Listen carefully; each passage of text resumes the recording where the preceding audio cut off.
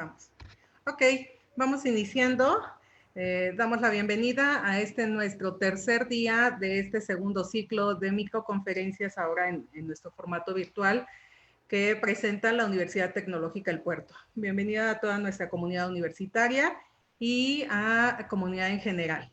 Iniciamos este tercer día de esta jornada de conferencias con el maestro Ángel Tonatiuh Castilla Santiago, en una temática que, si bien tiene una vertiente jurídica, creo que resulta de interés para absolutamente todos, ¿no? Ahorita vamos a tener la oportunidad de escuchar al maestro y posteriormente de realizar algunas preguntas, incluso las cuestiones que a quienes no somos abogados pudieran resultarnos de interés general, ¿bien?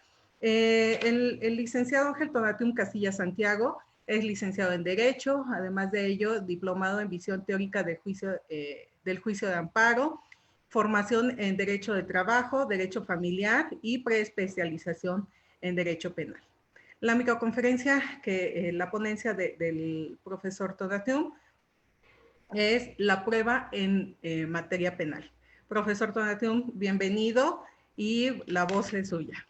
Listo. Hola, ¿cómo está? Buenos días a todos y primeramente agradeciendo a licenciada Guadalupe la oportunidad que me da de llegar a su comunidad. Para mí es un honor poder compartir algo de los conocimientos que he aprendido y que estos conocimientos a su vez a la comunidad les despierte el interés, porque como bien usted lo ha dicho, es un interés más allá de lo jurídico. Puede llegar a ser incluso un interés hasta personal. Y esto es porque de una u otra forma, todos al ser gobernados, todos al estar dentro de este aparato llamado justicia, de una u otra forma tenemos conocidos, tenemos familiares, ¿no? Incluso pudiera ser que nosotros mismos estemos inmiscuidos en procedimientos de carácter penal.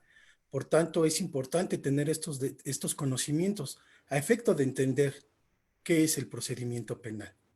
Me di a la tarea, pues, de explicar lo que es la prueba en materia penal, porque la prueba en materia penal es un principio de presunción de inocencia.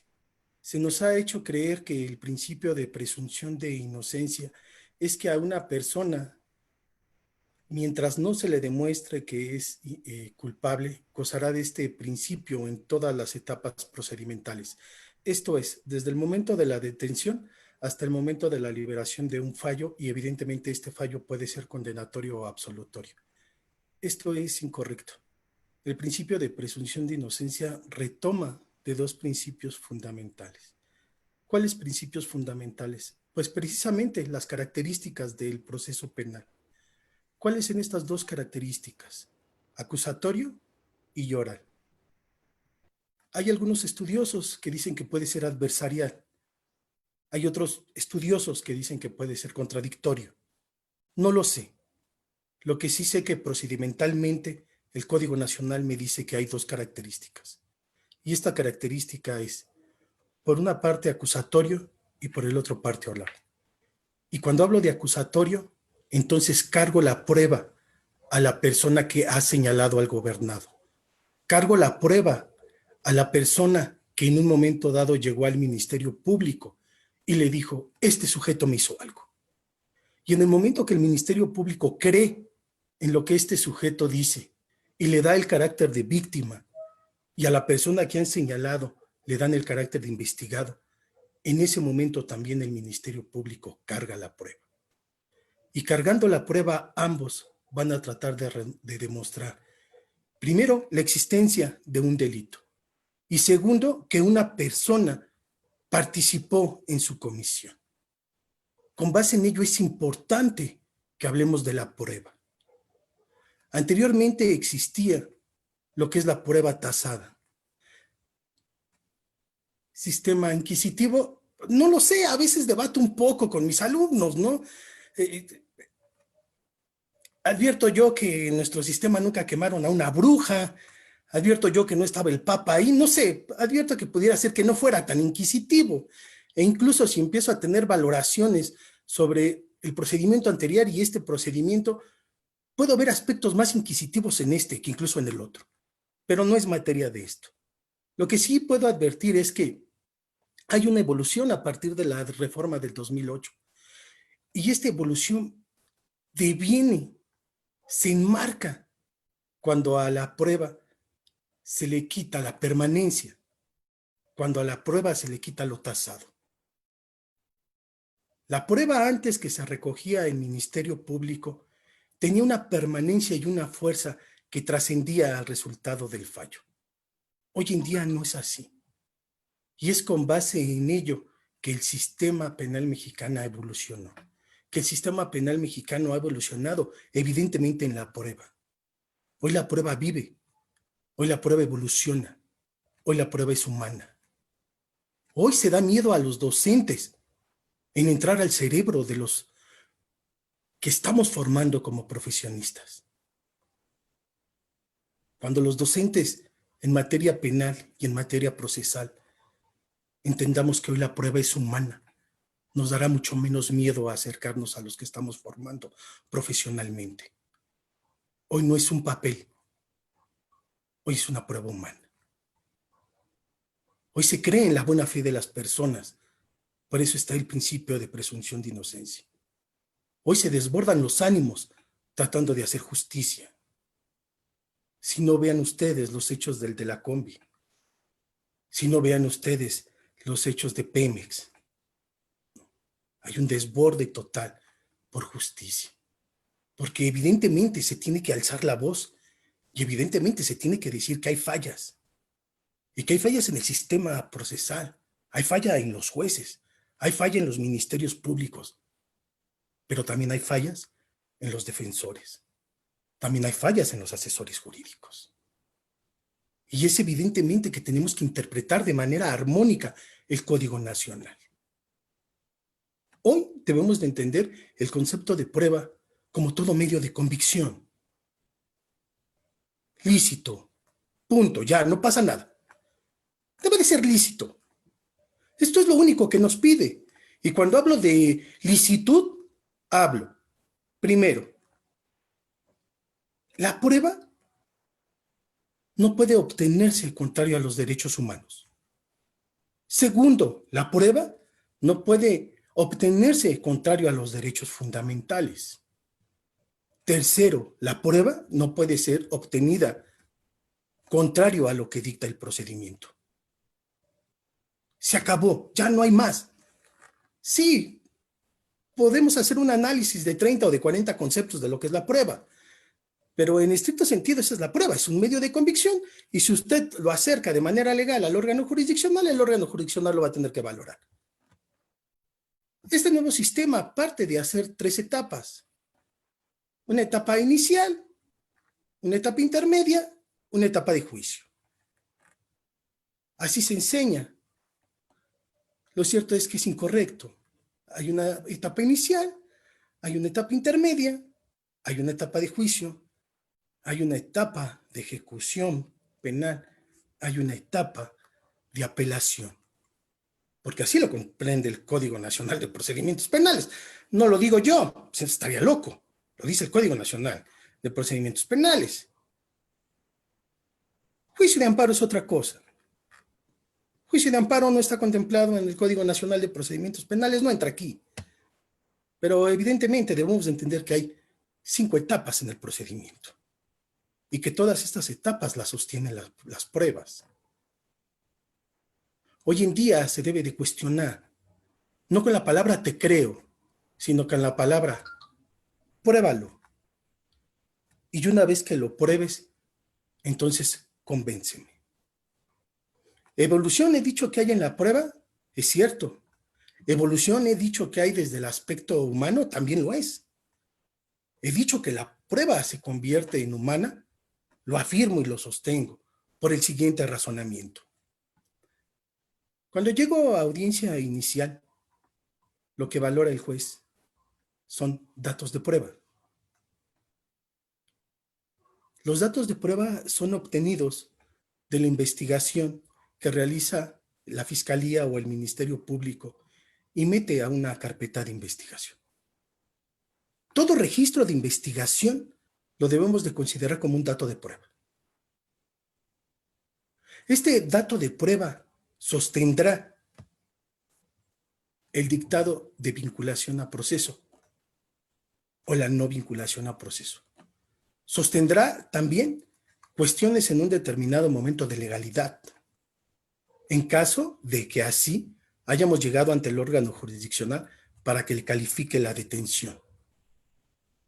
Sostendrá también evaluación si se llevó a una persona con el efecto de cumplimiento a una orden de aprehensión. Ahí está el dato de prueba. Este dato de prueba que el Código Nacional me dice no ha sido desahogado ante el órgano jurisdiccional. Pero cuando yo lo veo, cuando yo lo estudio de manera indiciaria, me permite suponer razonablemente que algo está mal. Me permite suponer razonablemente que a la persona que están señalando tal vez sí tuvo que ver con el hecho delictuoso. Me permite suponer razonablemente que si hay un bien jurídicamente tutelado que protege una norma y que se le ha llamado tipo penal. Y con base a ese razonamiento, tal vez no en toda la expresión, pero sí razonablemente y justificadamente, pienso que puedo sustentar un auto de vinculación a proceso. Ea pues aquí esta palabra indiciaria, ea pues aquí esta palabra razonablemente, no, lo que maneja un estándar mínimo de vinculación a proceso. Posteriormente se llega a la etapa intermedia. Y en la etapa intermedia ya no me dice que es un dato de prueba. Me dice, ahora usted tiene un medio de prueba. ¿Qué entiendo yo por este medio de prueba? ¿Por qué perdió la calidad de dato y hoy se convierte en un medio de prueba? Porque era su medio de prueba, va a poder reproducir la verdad.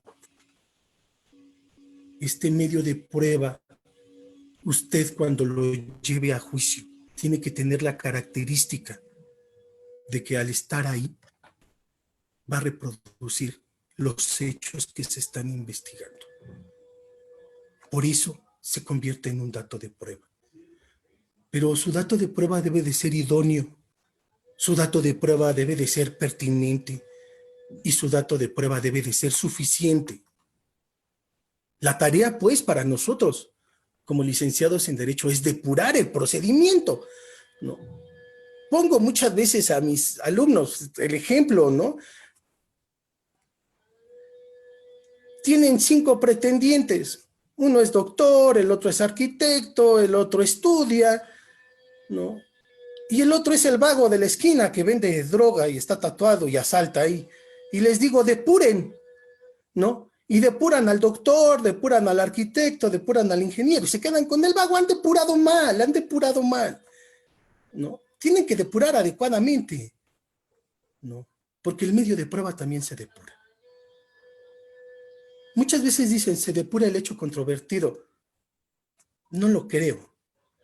Sí es una parte de la depuración el hecho controvertido, pero realmente yo pienso que lo que se depura es el medio de prueba, porque finalmente el medio de prueba trae aparejada la palabra verdad, pero también trae aparejada la palabra justicia. Ojo, en materia penal, sí hay justicia, diverso a lo que puedan decir y sostener otros. Porque en materia penal, la justicia no puede ser subjetiva. Tan es objetiva que ahí están los medios de prueba, para efecto de poder condenar a una persona o absolverla. Y posteriormente, este dato de prueba se convierte en prueba y esta prueba es desahogada en juicio. Y sostengo que ha habido una evolución, porque cuando se llega a prueba, cuando se está a juicio, la persona que desahoga, la persona que habla, a la persona que se le cuestiona, a la persona que se le protesta, es un ser humano. Ya pues aquí el trabajo que tenemos nosotros como docentes, empezar a ser buenos seres humanos, para que estos seres humanos, de manera objetiva, puedan alcanzar estos fines de justicia que persigue el Estado y que persigue el derecho. De ahí la importancia de abundar sobre la prueba en materia penal. No quisiera entrar como a una situación metodológica como muy importante, solamente que con base a esta exposición pudieran llegar a darse cuenta las personas que nos están escuchando, como si hay una evolución en los medios de prueba, como el principio de presunción de inocencia es una carga de prueba, como el que acusa tiene la obligación de probar, y que esas pruebas evidentemente tienen que ir con una teoría del caso. Cuando entren al estudio de lo que es la acusación, los que están estudiando derecho, van a ver ustedes en un determinado momento que dentro de la acusación se tienen que reunir ciertos requisitos por los fiscales.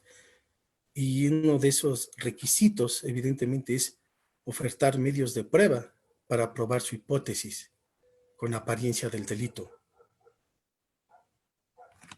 Eso es sencillo. Lo difícil es para nosotros como profesionistas aportar una teoría del caso y aportar elementos de prueba para probar hechos que no son constitutivos de delito. Mucho cuidado, mucho cuidado. Nosotros probamos hechos que no son constitutivos de delito, porque nosotros no cargamos la prueba. Evidentemente el fiscal sostiene que el licenciado Tonatiuh disparó una arma y mi defensa sostiene que no fue así, porque el licenciado Tonatiuh no se encontraba. Lo que mi defensa tiene que cargar es un hecho que no tiene apariencia del delito. Es evidente, ¿no? Por tanto, hay que trabajar muchísimo en los estudiantes, muchísimo en nosotros mismos para poder probar esos hechos, porque no somos fiscales. En una acusación, un defensor dice: hago mío los medios de prueba del Ministerio Público. ¿Qué está pasando, amigo? No lees nada, no sabes nada. Si haces tuyo los medios de prueba del Ministerio Público, pues mejor conviértete en Ministerio Público y ya sentencia a tu cliente, ¿no? Hay una carga probatoria. Usted no puede, licenciado, estar saltando de un lado a otro más que en aspectos como muy fundamentales. Hay una desigualdad en cuanto al ofertamiento de medios de prueba, sí, esto es evidente. Es evidente que hay una desigualdad y lo he sostenido aquí, los he sostenido en otras conferencias, ¿no? Igualdad, no hay igualdad procesal, que me disculpen, y así lo he sostenido. No puede haber una igualdad procesal cuando yo soy un licenciado en Derecho y compito contra una institución como es el Ministerio Público, en donde está el principio de igualdad. No puede existir igualdad ni siquiera de personas en un determinado momento cuando tal vez la víctima es considerada como un grupo vulnerable. ¿Dónde están esos principios? Hay que ahondar, hay que estudiar. Ahí está el derecho, es muy bonito saberlo y si usted así lo desea, directora, si hay preguntas, las respondemos y pues estoy totalmente a ciegas, no sé si nos está viendo una persona o dos personas, entonces estoy con usted. No. Sí, sí tenemos audiencia. Profesor, ¿cuál podría ser un medio ilícito de prueba? O no sé si nos pueda poner un ejemplo de alguna prueba que no pueda ser aceptada dentro de un juicio. De ilicitud. Ajá. Sí, mire, vamos a poner un ejemplo. A una persona se le detiene y cuando se le detiene a esta persona en la comisión del delito, el policía, ¿no? Al momento de hacerle una revisión en su persona, le quita un celular que le pertenece a él, evidentemente, es de la persona que detuvieron. Celular que evidentemente pudiera tener una protección o no, como fuera. El chiste es que es de él el celular, ¿no? Este celular, el policía informa y dice: detuve al licenciado Tonatiuh a las 10 de la mañana. Ahí lo detuve. Y le quité un celular para que la autoridad pueda entrar a ver la información que hay en mi celular. Necesita pedir una orden judicial. Si yo pruebo que a las 10:10 mi celular tuvo movimientos y adentro de mi celular resulta ser que yo tengo conversaciones que pueden dar origen a otros delitos. Todo lo que se obtenga a partir de que movieron mi celular sin autoridad judicial es ilícito. Tengo que promover un incidente de ilicitud para que todo lo que devenga de ahí se muestre que se ha obtenido de manera ilícita. Otro ejemplo, a mí no me gusta mucho y si me da tiempo lo explicaré, pero existe esta idea de que, por ejemplo, entra el policía a una casa sin orden de cateo y adentro de la casa encuentran droga y encuentran armas. Y se cree en un determinado momento que como no tenían una orden de cateo autorizada por un juez, las armas y las drogas que encontraron ahí no pueden ser aportadas al proceso como prueba porque han sido ilícitas. Yo considero que no es tan adecuada esta teoría. Esta teoría la maneja una teoría que se llama la teoría del fruto del árbol envenenado. Pero esta teoría hoy en día ya ha quedado superada por otro tipo de teoría que se llama teoría del descubrimiento inevitable. Y yo considero que es más aceptable esa. Pero básicamente esas serían dos formas de ilicitud de la prueba, con lo cual podríamos sustentar por qué es ilícita. Bien. Muy bien. No sé si hay oportunidad de que nos explicara o ahondara un poquito más precisamente en esta teoría lo menciona, del fruto del árbol envenenado. En este caso, entonces, ¿sí podría sostenerse esos elementos vinculatorios a una comisión de un delito? ¿Sí se podría sostener como un medio de prueba? Así, bajo el planteamiento que usted hace. Mire, yo considero que la teoría que estamos manejando o la teoría que se tendría que manejar para la aplicación del derecho es la teoría funcionalista. Esta teoría funcionalista que contrapone un poco a lo que es la teoría causalista y a lo que es la teoría finalista, me gusta porque soluciona problemas. Yo le planteo a usted lo siguiente. Usted es policía de investigación. Usted es un policía de investigación corrupto, ¿no? Le gusta andar ahí viendo. Entra usted a una casa sin orden de aprehensión y adentro de esa casa usted encuentra personas que están secuestradas, a personas que les han quitado la cabeza, encuentra usted a niños que están vendiendo sus órganos. ¿Cree usted en un determinado momento que por el hecho de usted entrar a una casa sin órgano, sin una orden de cateo, todo lo que usted encontró no puede ser aportado a juicio? No, por supuesto que no. Ahí está el descubrimiento inevitable. Por eso no me gusta mucho ahondar sobre esta teoría del fruto envenenado, porque esta teoría del fruto envenenado, cuando la tratas de explicar, los abogados, en cualquier esfera de ilicitud, ahí metemos la teoría del fruto del árbol envenenado y decimos, todo de aquí para acá es ilícito, y dices tú, no, calma, calma, calma. Sí hay ilicitud, pero también que lo valore el órgano jurisdiccional, ¿no? Puedo yo advertir que el policía de investigación entró violentando, sí, quebrantando derechos a lo mejor fundamentales de la persona, pero no por violentar esos derechos fundamentales, ¿no? Me puedo hacer ojo de hormiga diciendo, aquí no hay armas, aquí no hay personas secuestradas, aquí no hay trata de personas, aquí no hay venta de órganos, ¿no? Por tanto, hay que ser muy cuidadoso en la forma en cómo se interpreta la teoría del árbol envenenado y cómo se interpreta la teoría del descubrimiento inevitable. Considero yo que esta teoría del descubrimiento inevitable es más adecuada porque se apega más a la realidad fáctica. Volvemos a lo mismo. Somos seres humanos y como seres humanos tenemos en un determinado momento muchos errores, como personas, como operadores del sistema, como policías de investigación. Lo que sí se tiene que cuidar es que cuando llegue esta prueba ante el órgano jurisdiccional pueda valorarla de forma asertiva, porque también el órgano jurisdiccional es un humano, y escuchar qué nos dice para saber qué es lo que sostiene. Esa sería la postura. Muy bien. Nos menciona teoría del descubrimiento inevitable. Sí, teoría del descubrimiento inevitable. Muy bien, pues ahí sería interesante que en algún otro momento ahondáramos precisamente en ese tema que quizá no lo tenemos tan a la mano o no estamos habituados, digo, para quienes no somos precisamente abogados, ¿no? Anaí, alumna suya de Derecho, ¿qué errores comunes se cometen al desahogo de pruebas, profesor? Bueno, el error más común que se comete al desahogar la prueba ANAI es la falta de preparación por parte de eh, tanto del Ministerio Público como por parte en un determinado momento de nosotros como licenciados cuando vamos a ejercitar un derecho y este derecho es de poder contravenir lo que está diciendo. Debemos de tener que cuando se desahoga una prueba en juicio ya pasó un filtro en intermedia. Las pruebas que llegan a juicio ya pasaron un filtro ANAI y solamente se desahoga lo que está en juicio. Allá en juicio no puede usted alegar ilicitud en la prueba. Allá usted en juicio no puede alegar en un determinado momento que esta prueba se obtuvo con violación a derechos humanos. Ya no, eso ya quedó superado en la fase intermedia, por eso la fase intermedia tiene lineamientos.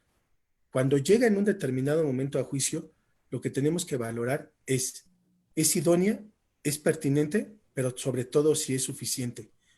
Y el único error que yo te puedo decir que hay es la poca falta de asertividad para poder cuestionar a este órgano de prueba con el efecto de que la información que él vierta pueda ser adecuadamente valorada por el órgano jurisdiccional. Eso es lo único que puedo ver yo como falla en desahogo de pruebas en la etapa de juicio, porque como lo sostuve, es todo lo que en un determinado momento ya puedes reconstruir con el medio de prueba, lo haces allá.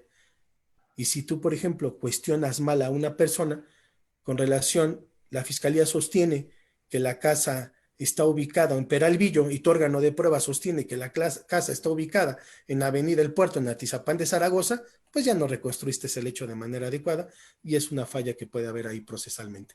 Esa sería la única falla que yo pudiera advertir en etapa de juicio ANAI. Gracias.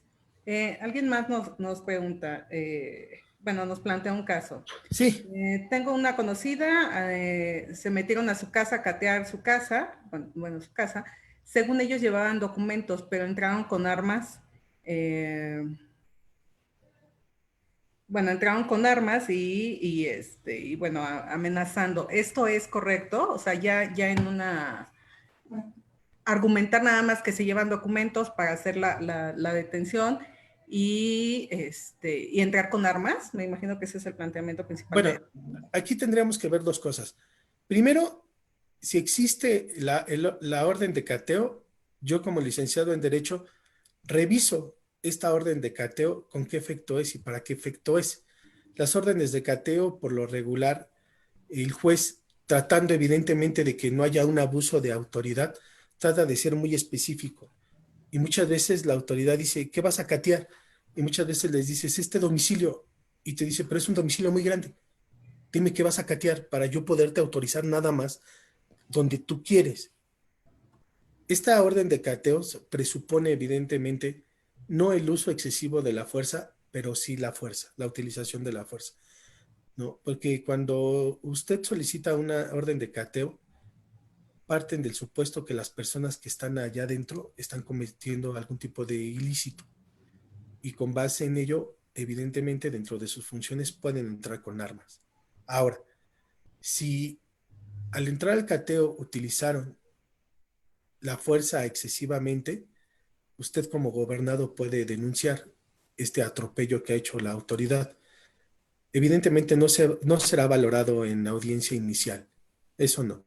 Usted podrá decir, llegaron, me golpearon, me lastimaron, me amagaron con el arma y el juez le dirá, denuncie usted al policía que le hizo eso. Pero lo cierto es que cuando entraron a su casa a catearla, sí encontraron droga, sí encontraron vehículos robados y sí encontraron armas. Por tanto, yo eso no califico de ilegal la detención, al contrario, la califico de legal y dejo a salvo sus derechos y punto. Esta sería la contestación a esa pregunta. Que no se piense que el abuso de la autoridad al momento de la detención pudiera en todos los casos sostener una ilegalidad de la detención. Sería de manera incorrecta pensarlo así. La ilegalidad de la detención tiene que partir sobre supuestos procesales muy precisos.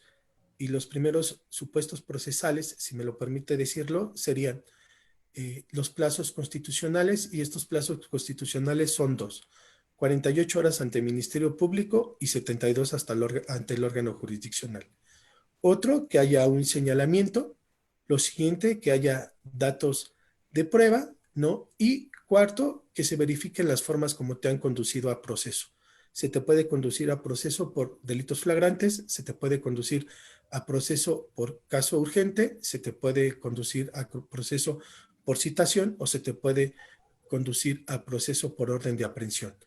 Verificando estos supuestos, yo creo que cualquier juez en cualquier situación brinca lo que es la calificación de legalidad para dar continuidad a lo que es la imputación.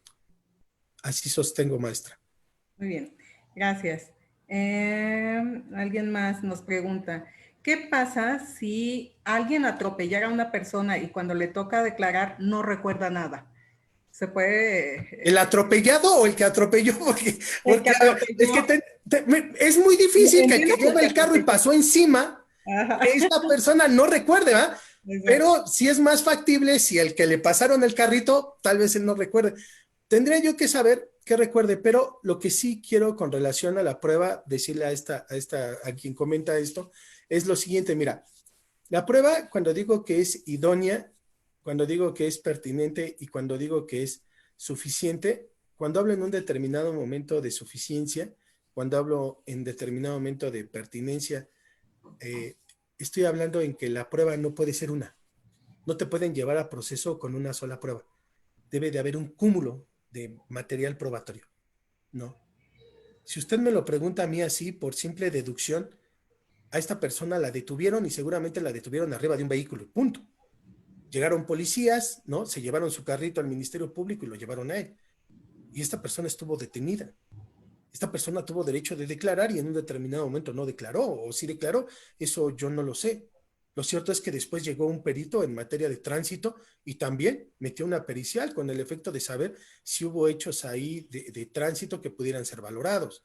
Por el otro lado, también tendría que tener a una persona lesionada en un hospital, y a esta persona lesionada en un hospital, pues bueno, ya algún tipo de lesión tuvo que haber tenido para poderla clasificar.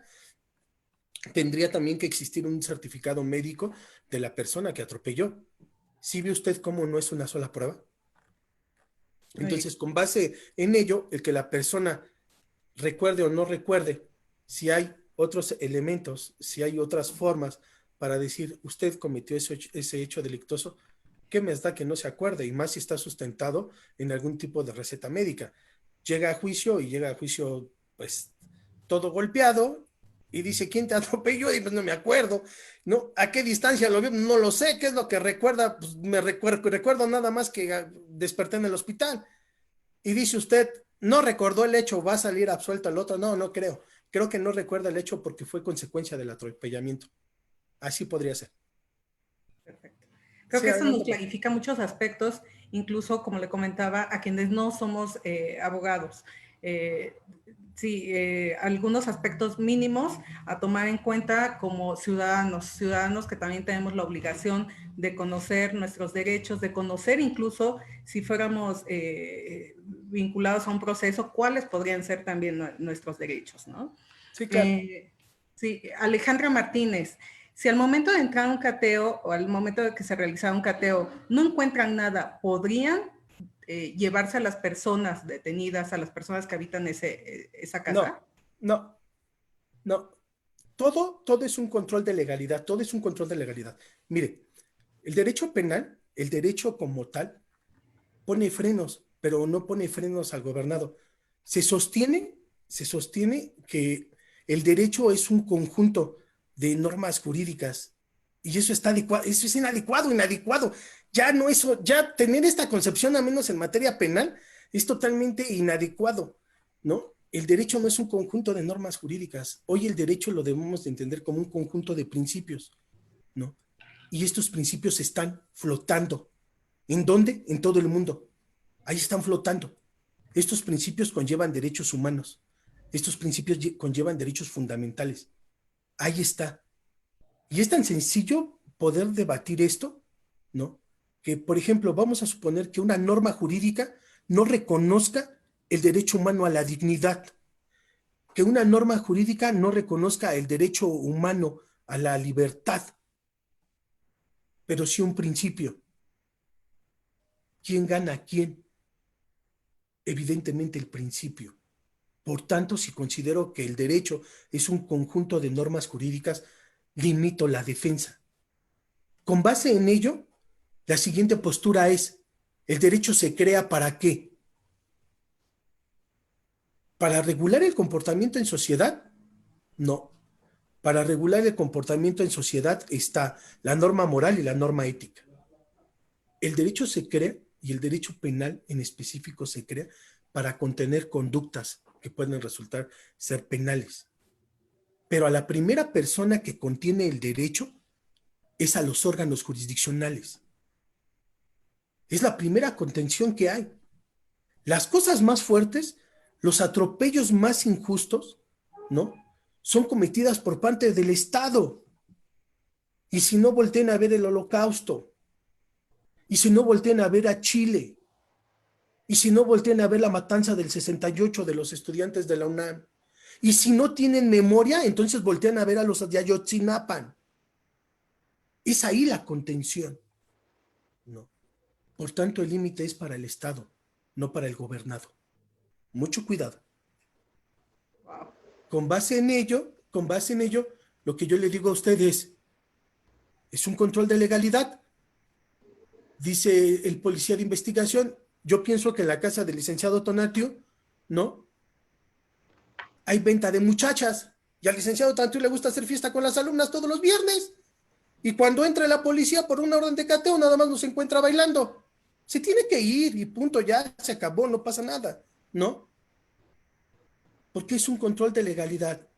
¿Por parte de quién? Mío, para defenderme. Y es un medio de control. ¿De control qué? Punitivo. ¿Para quién? Para el Ministerio Público. Vete, no encontraste lo que buscabas, haz tu acta de que aquí no hay nada y puedes retirarte sin que te lleves a nadie. Esa sería la pregunta. Si no te encuentran nada, no tienen por qué llevarse a nadie detenido. Absolutamente nada. Ojo, detenido, que fue la palabra que usted mencionó, porque la otra palabra que pudiera usted mencionar es en calidad de testigo, y en calidad de testigo sí lo pueden llevar, pero en calidad de testigo es una invitación que se le hace para ir a decir algo al Ministerio Público. Y en calidad de detenido no, va porque va. Así fijaría mi postura, maestra.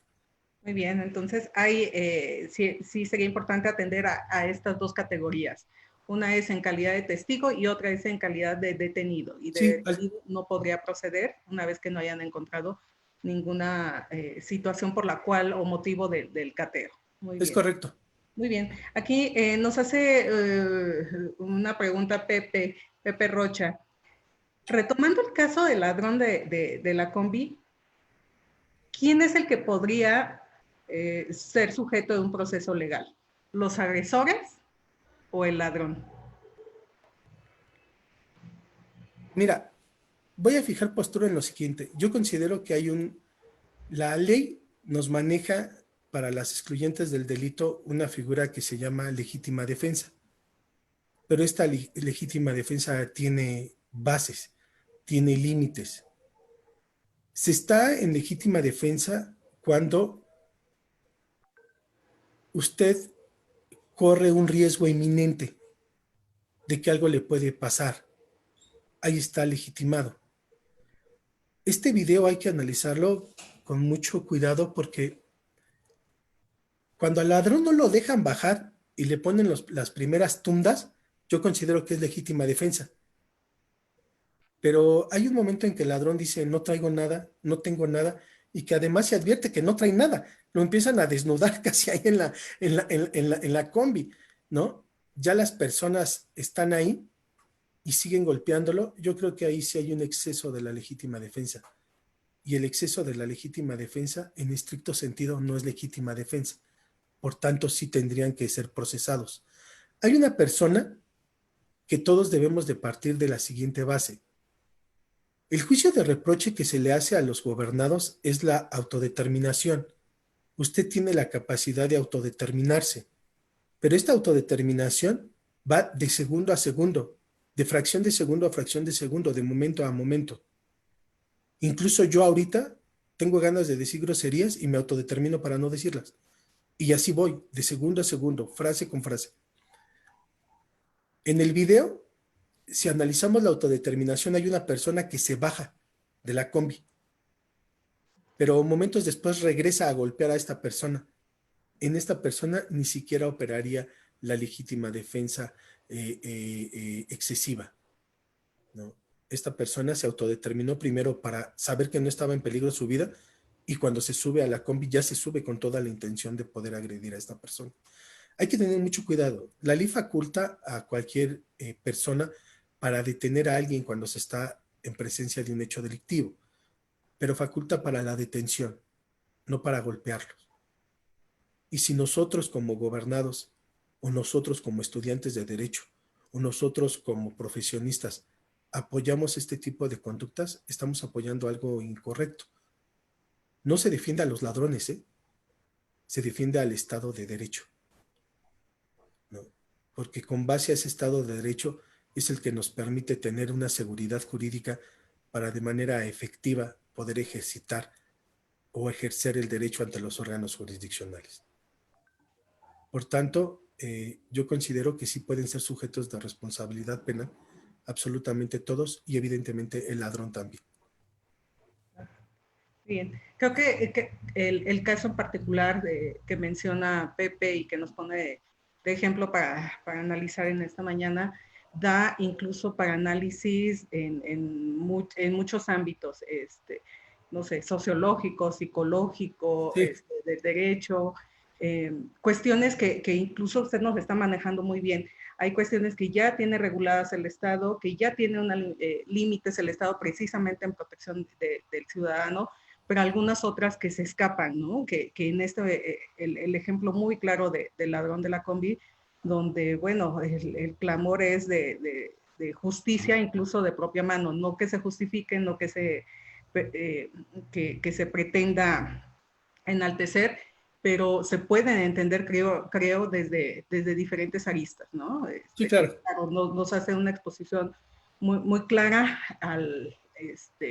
basándose en la cuestión jurídica, en la cuestión de qué es lo que tendría que ser, ¿no? Bien, ya estamos por cerrar. Fíjese, nos hace un comentario Kane, saludos amigo Kane Ramírez Rodríguez. Ojalá el titular de la Fiscalía General de la República los estuviera viendo para distinguir entre descripción de hechos y prueba. Véanlo como un ejemplo de lo que un litigante no debe de hacer. Creo que es con lo que usted iniciaba. Quienes estamos formando, quienes están formando a futuros abogados, ¿cómo se les está formando? ¿No? Claro. Bien. ¿Qué más? Déjenme ver si hay algún otro comentario. Parece que no. Profesor, alguna idea con la que le gustaría cerrar esta ponencia de esta mañana. Sí, que trabajemos mucho en el humanismo, eso es algo que me gustaría ser como muy enfático, que no nos apartemos evidentemente de conocer los derechos humanos, de que no nos apartemos de conocer los derechos fundamentales, pero que sobre todo conozcamos los derechos procesales, que seamos profesionistas objetivos al momento de emitir en un determinado momento algún tipo de comentario o conocimiento que se pueda vertir, que como se los he dicho siempre a mis estudiantes, los enseño con el efecto de defender primero a las víctimas, que entiendan en un determinado momento que lo que se aprende en la facultad es para defender a la persona que en un momento dado no sabe por qué le apuntaron con un arma y le quitaron su celular o su cartera. No sabe por qué en un momento dado alguien disparó y accionó un arma en contra de su papá, de su mamá o de su hermano o de un tío o de un amigo. No sabe por qué de pronto alguien la despojó de su ropa y la violó. No sabe por qué alguien la secuestró y le cortó un dedo. La formación tiene que ser más humanista, más del lado de la víctima.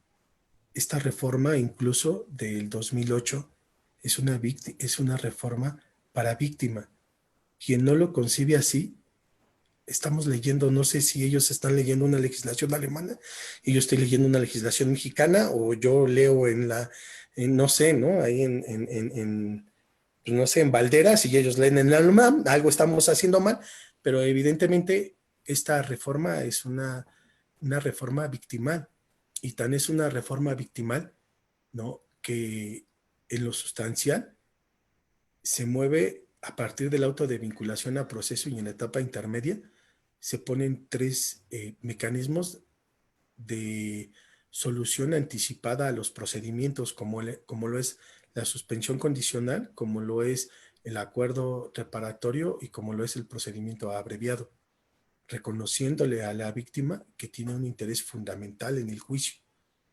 reconociéndole a la víctima también que tiene en un determinado momento la potestad de ya en cierta plataforma no depender únicamente del Ministerio Público para poder ejercitar una acción penal. Por tanto, se ha quitado el monopolio de la acción penal únicamente para el Ministerio Público. Se incorpora la figura del asesor jurídico, y este asesor jurídico tiene las mismas facultades que un defensor. Por tanto, lo que se debe de enseñar primero es a defender a las víctimas. Y después tenemos que aprender a defender al inocente.